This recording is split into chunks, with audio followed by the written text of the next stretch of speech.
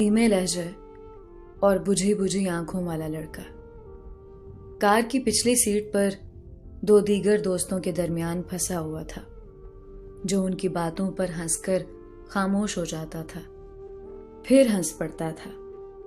गाड़ी चलते चलते एक गली में मुड़ गई। वो चौंक कर इधर उधर देखने लगा। ये हम कहाँ जा रहे हैं? उसने गाड़ी ड्राइव करने वाले दोस्त से एहतियातन पूछा। हम रास्ता ही ना भूल गए हों। जवाब में ड्राइविंग और फ्रंट सीट वाले दोनों दोस्त हंस पड़े। हम वहां जा रहे हैं जहां कोई भी बालिग आदमी जा सकता है, फ्रंट सीट वाले ने जवाब दिया। पिछली सीट पर बैठे तीनों दोस्त एक दूसरे को हैरत से देखने लगे। बता तो देते कम से कम, उनमें से एक ने कहा। इस बार अगली सीटों से कोई जवाब नहीं मिला। गाड़ी मकानात के सामने बची हुई एक तकूनी जगह पर खड़ी हो चुकी थी। वो पांचों गाड़ी से उतरकर एक बड़े गेट वाले मकान की तरफ बढ़ रहे थे, जो कि चंद फरलांग पर ही था। अंदर दाखिल होने पर 15-20 लड़कियां और कुछ मर्द नजर आए, जो शायद वहां के ग्राहक थे, जिसके साथ चाहो जा सकते हो।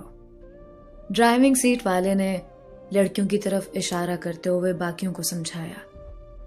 वो बुझी हुई आंखों वाला लड़कियों के चेहरे पढ़ने लगा। हाँ, ये सही है। उसने एक इंतहाई नौखेज लड़की की तरफ इशारा किया, जिसकी उम्र बामुश्किल 16 से 17 साल ही होगी, मगर हैरत अंगेज तौर पर उसके चेहरे पर वो रमक नहीं थी जो उसकी उम्र की किसी भी लड़की के चेहरे पर होनी चाहिए। लड़की उससे पहले ही कमरे में दाखिल हो गई, जबकि वो लड़की के बाद कमरे में दाखिल हुआ, मगर दरवाजा बंद किए बगैर बेड के बजाय फर्श पर रखे हुए एक तकिए पर उसने खुद को ऐसे फेंका जैसे वो सदियों की थकन से चूर हो। ऊपर बेड पर बैठ जाए, लड़की ने दरवाजे को कुंडी लगाते हुए कहा।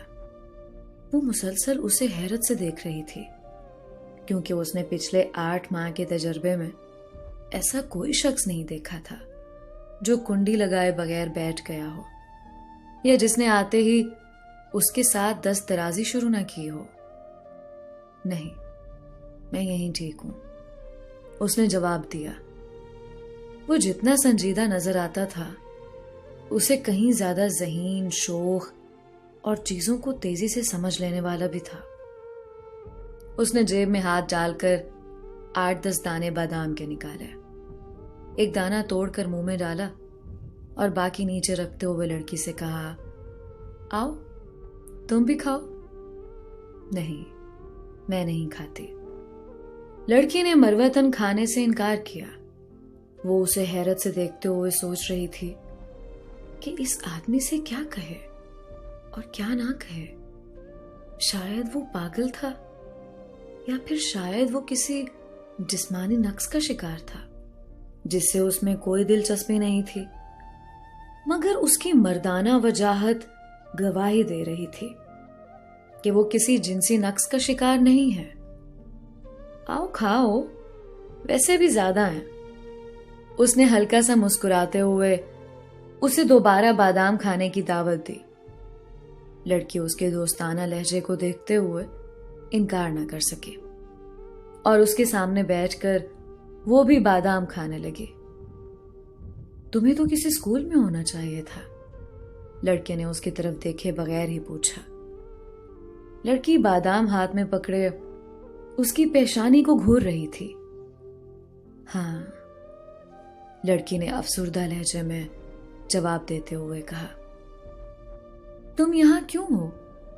उसने मासूमाना अंदाज में लड़की से पूछा, जिसकी आंखों में आंसू तैरने लगे थे। वो बिलक बिलक कर रोने लगी। उससे कोई जवाब नहीं बन पड़ रहा था।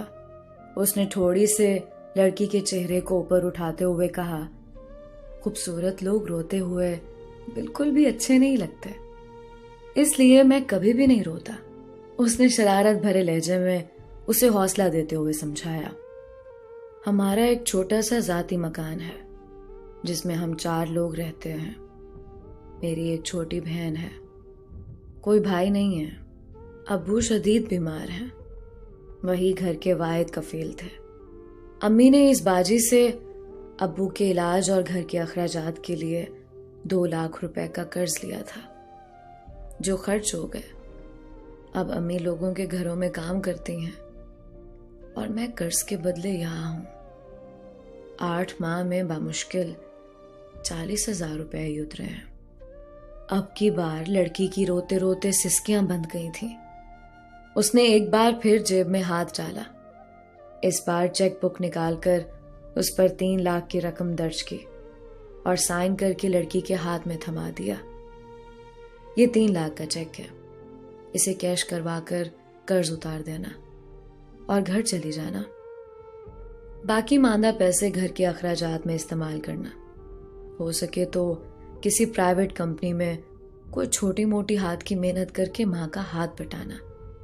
लड़की उसे हैरत और खुशी से देख रही थी, जैसे वो कोई हसीन ख्वाब देख रही हो।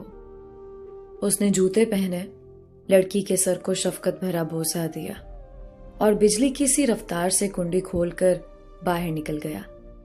बाहर निकलते ही उसने घर फोन किया, जहां उसकी 15 साल इकलौती बहन ब्लड कैंसर से मरगोजीस्त की जंग लड़ रही थी। सामने उसके दोस्त उसके इंतजार में खड़े थे।